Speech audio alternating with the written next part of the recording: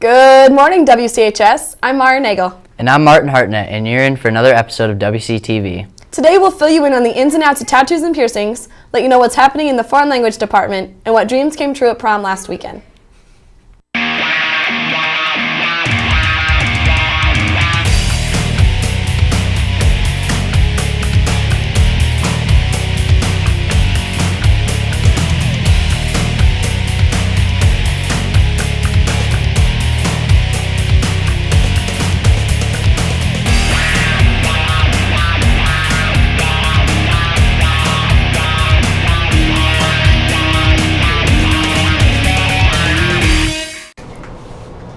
Hey Martin, what do you think of my new tat?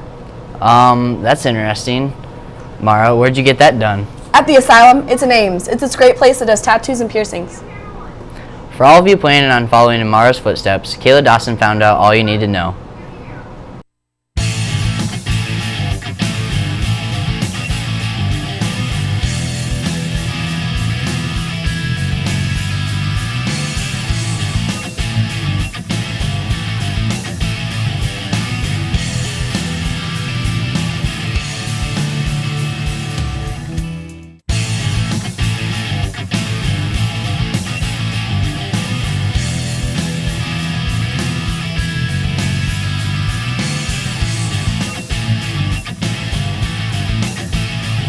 Tattoos and piercings are most common among young people. You've probably seen quite a few on some WCHS students around the building. Now you're going to learn just why they got those tattoos and why they got those piercings. The first tattoo was given over 5,000 years ago, and they're as different as the people who wear them. Before you make the decision to get a tattoo or piercing, you should probably think about why you want one, and for a tattoo, you should probably have a meaning behind it. Why should someone get a tattoo or piercing? Mainly because the person wants to. It's a good way for self-expression. Getting a tattoo or piercing can be pretty exciting, but there's some definite consequences if you don't take proper care of them. Remember to find a tattoo shop that has people that know what they're doing and is sanitary. This tattoo artist wanted to share what just can happen if you don't take proper care of them. If you're messing with piercings with dirty hands, they can get all infected. Tattoos are the same way. If you don't take care of them, covering them in the sun, they'll fade. If there's any damage to the skin, like if you get cut or scratched or scraped or anything like that, you can lose color in it just like any other part of your body. It's just more noticeable when there's ink in there. Even though serious things can happen, students here at WCHS still get them. Here's some students that wanted to share their experiences with the school. I'm Rachel and I'm getting my belly button pierced.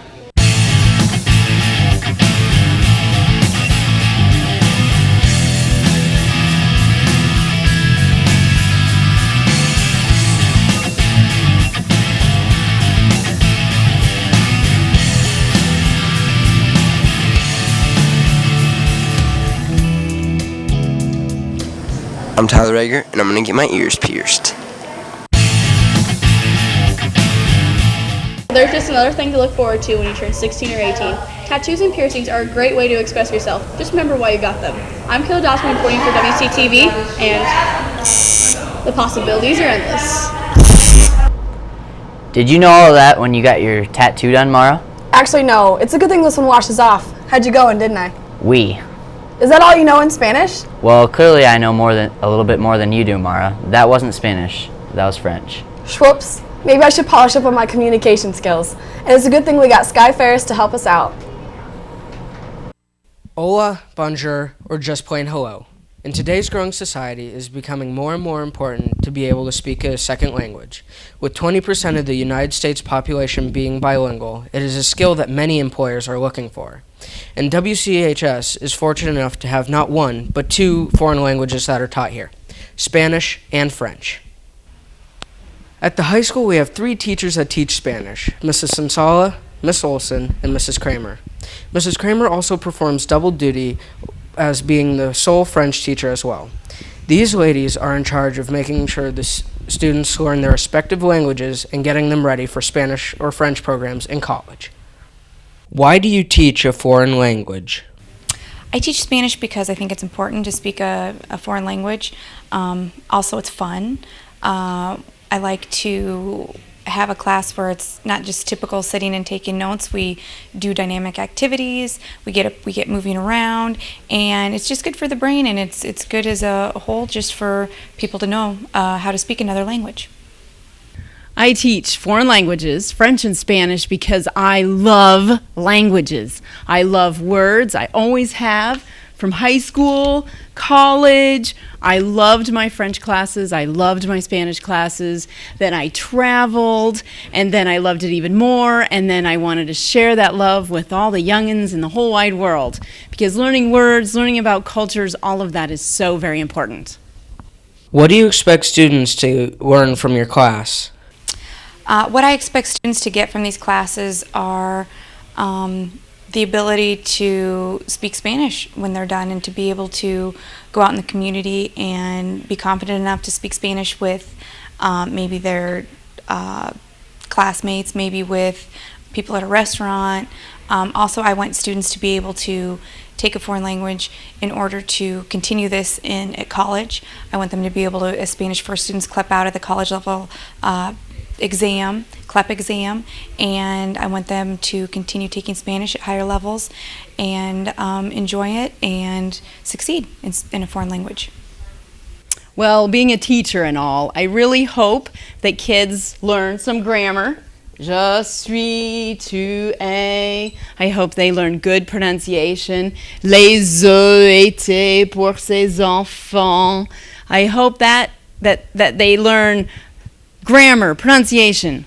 But honestly, what I really hope kids learn is to love one another, and that culture is different. Love each other, learn a language, love people of the world.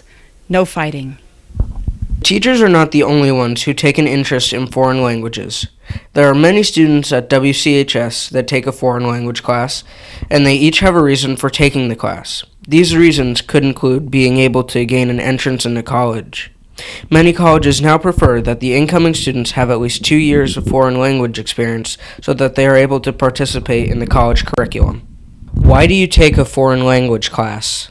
I take Spanish because nowadays there are more immigrants coming into America and they barely know English, so it's good to learn their language to be able to speak to them. I take this class because French is different than Spanish, and I expect to learn. What do you get from these classes? What I get from these classes is the benefit of being able to speak to foreign people that I've never met before in my entire life. I get knowledge from this class about how to speak French. Now that you know that a foreign language is crucial to getting a good job or a good education, I'm Sky Ferris reporting for Wctv, and which do you prefer? Adios or au revoir? Gracias, Sky. That was really informative. Right, Martin? Martin, wake up. Huh? Oh, we're on air again? Yeah, why are you so tired? I just haven't caught up on my sleep yet. Prom last weekend really took a lot out of me. For those of you who couldn't make it to the big night, here's Casey Jorgensen showing you the magic. Hey Buster, it's time for a story. Once upon a time, in an enchanted land far, far away, You may find many of your very own WCHS students attending the prom of 2010. The juniors have been working their tails off to make this prom worthwhile. But what makes the perfect fairy tale prom? Here are some magical instructions on the perfect prom. The first thing you need to start off the night right is the correct outfit. For the princess, this may consist of a beautiful gown, and for the prince, this may consist of a magnificent tuxedo and a tie of any color. The second step you need is to perfect the perfect prom is the setting. This may consist of beautiful lights, a magic carpet, and an enchanted castle.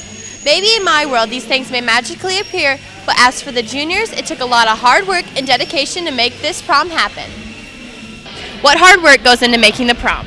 All of our work days outside of school and being here today from 8 until whenever we're done. And what's your favorite part about the prom? To make this the best prom for the seniors. Last but not least, when the clock strikes 9, the ballroom is set, the dance may begin. For the next 3 hours, you can find students getting down on the dance floor. Or whether it's a slow, elegant dance or an upbeat jam, this night is going to end happily ever after. As for me, my adventure's done, but I have one more surprise for you. Bippity boppity boo!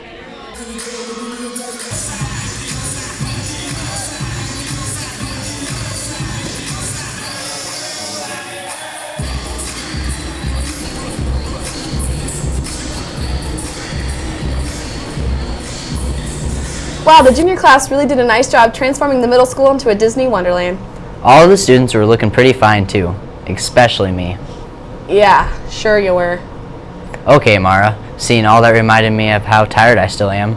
I'm gonna go catch some Z's, but I'll leave you with a replacement, Eric Toll. Previously, Wctv stated in a story about Alternative School or Hamilton High School that students went there to obtain their GED. We apologize for that error and would like to set the record straight. Students attend Hamilton High for the opportunity to earn credits towards the alternative diploma. We did not intend to give misinformation about the mission of Hamilton High. Thanks, Eric. Congrats to Michaela Prusman on 10th place finish at Drake Relays. And let's not forget about the boys 4x1 team for qualifying to run at the Blue Oval as well. We'll leave you with some footage of the track teams laying down the law right here at home.